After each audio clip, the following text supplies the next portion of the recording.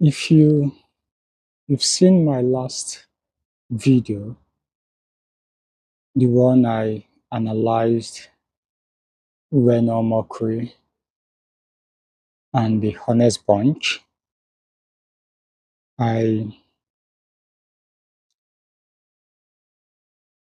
talked about where Reno hinted that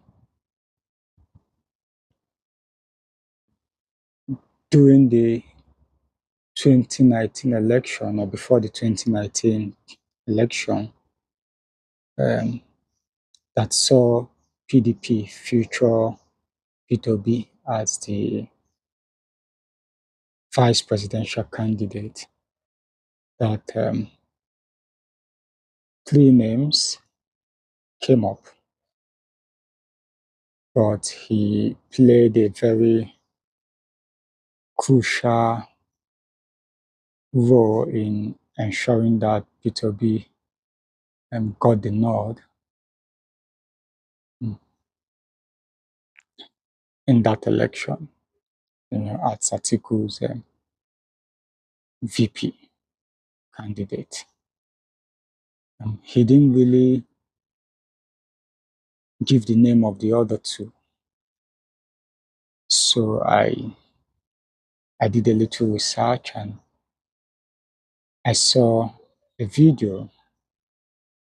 I'm not sure of the credibility of that video though, but I saw a video that Atiku Abubakar was saying that before that election, he went to his boss, President Olusegun Obasanjo, and informed him that he has secured the PDP presidential ticket. And President Olusegun Obasanjo advised or recommended that he pick a vice from the southeast or the south-south. Three names also came up, according to Atiku Abubakar in that video. The names were Madam NGOZI OKONJO-IWEALA, Professor Chukwuma Soludo, and Mr. Peter Obi. So you can see the correlation between what Reno Mockery said and the video where Atiku said this. Like I said, if that video it's true. Atiku said in that video that he went with the P2B option because he had to tell President Olusegun Obasanjo that Madam Ngozi Okonjo-Iweala and Professor Chukwuma Soludo will not fly because they are not PDP party members. And I kept thinking, if that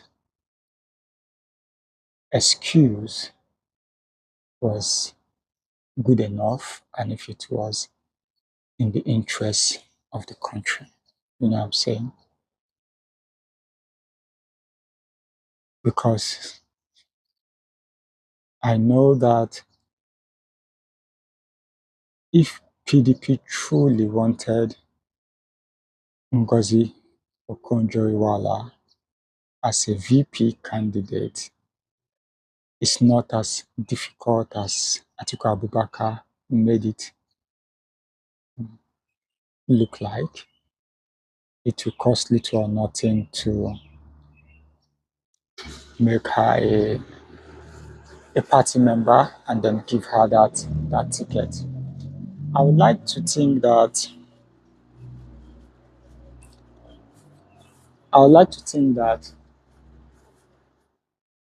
one of the reasons, it could be more,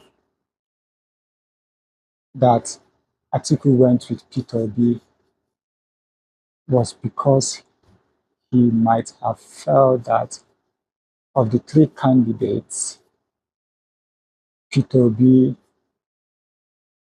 is the easiest for him to control. Um, even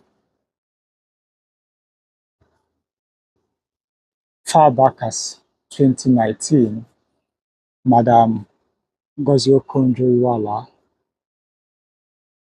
wielded an international influence or already had a pedigree that would have been difficult for Atiku Abubakar to control as a VP. And she simply would have made Atiku Abubakar look like a ceremonial head of state. You know what I'm saying? And Atiku probably would have felt same for Professor Chukwuma Soludo, even though we can't say that about Soludo now, considering that he's struggling as a governor in Anambra State. I mean, he has not been able to repeat the same feat he achieved as a CBN governor in Anambra State as a governor now. So um, now I'll give you a scenario, right? So if you have been following elections in the world, in other countries, in the US recently, and even in Canada. Now, let me use the Canada one as a practical example. If you follow the Canada election,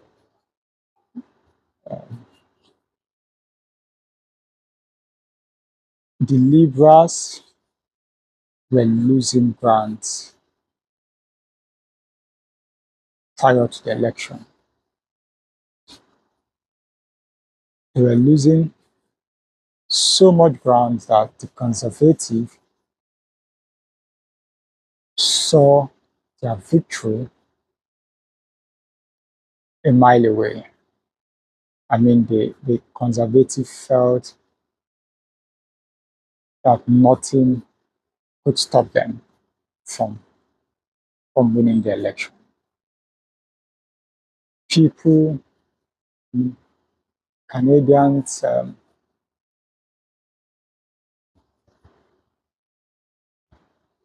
were, were fed up at some point with the last Prime Minister, Justin Trudeau, the one before the current one. And a lot of them transferred their aggression to the Liberal as a party, right?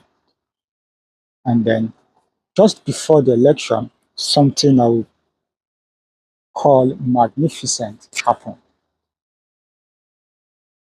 Justin Trudeau stepped down as Prime Minister, and the Liberals replaced him with someone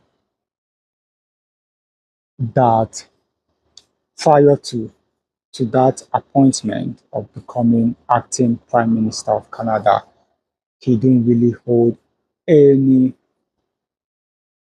political office. In other words, he wasn't your everyday politician, but his pedigree locally and internationally was what Canadians were willing to reckon with. I mean, that was the smartest move probably in the history of Liberal as a party. And then Donald Trump, Donald Trump happened in the US. That just put an icing on the cake for the liberals. And, Canadians were like, now we actually need, regardless of the fact that he's not really your conventional politician, we need somebody that has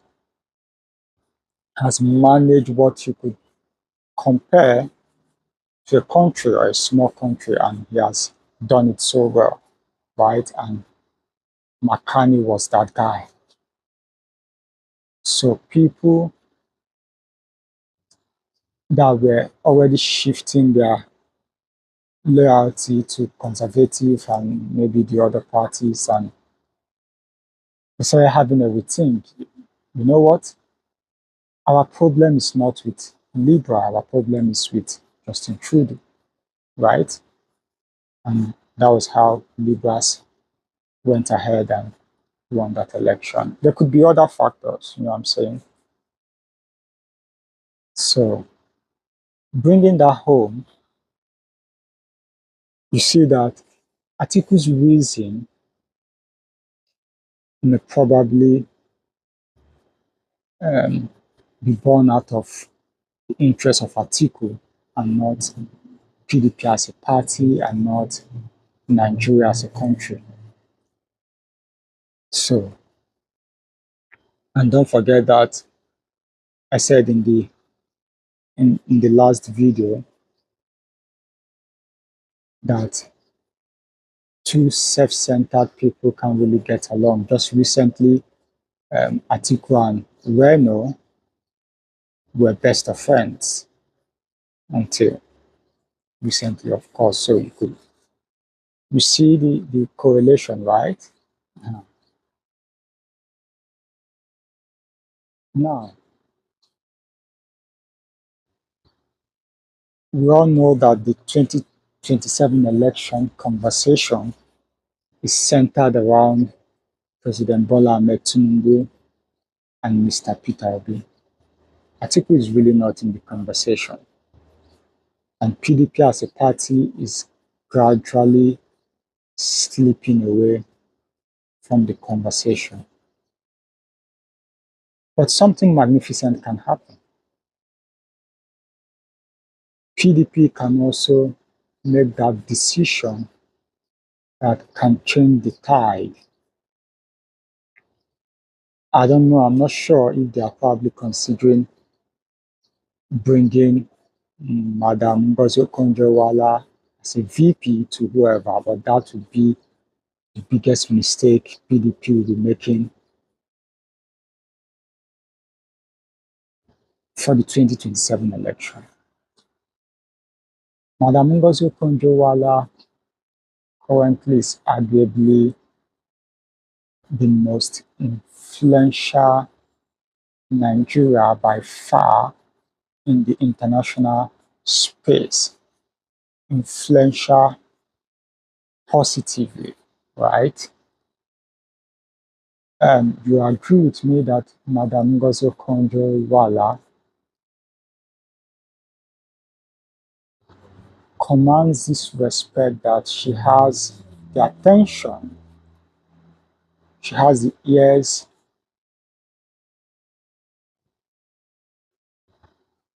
of any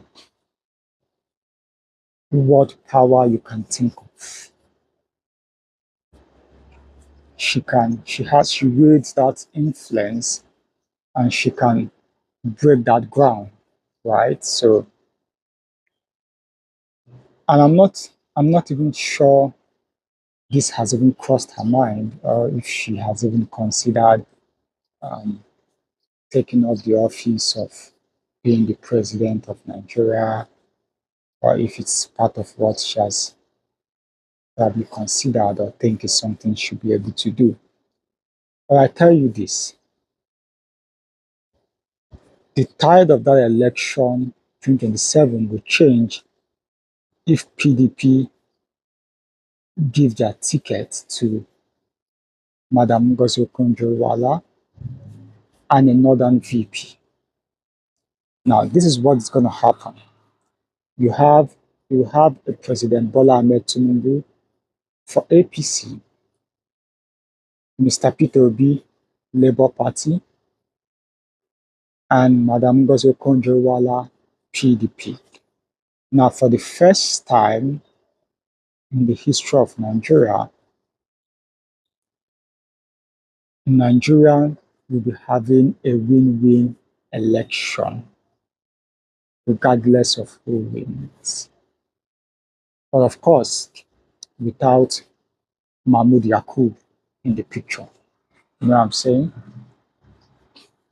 Now, in the Abiola case, you can't really say it's a win-win because people actually wanted Abiola and not Moshood Abiola, not the other guy, so it was a one side, right? But in this scenario, people that have lost interest in the Nigeria electoral system, people that have lost hope, may begin to have a rethink, and then people actually go to the poll with the mindset of, if we give our vote to Mr. Peter Obi, we know that Nigeria will be better.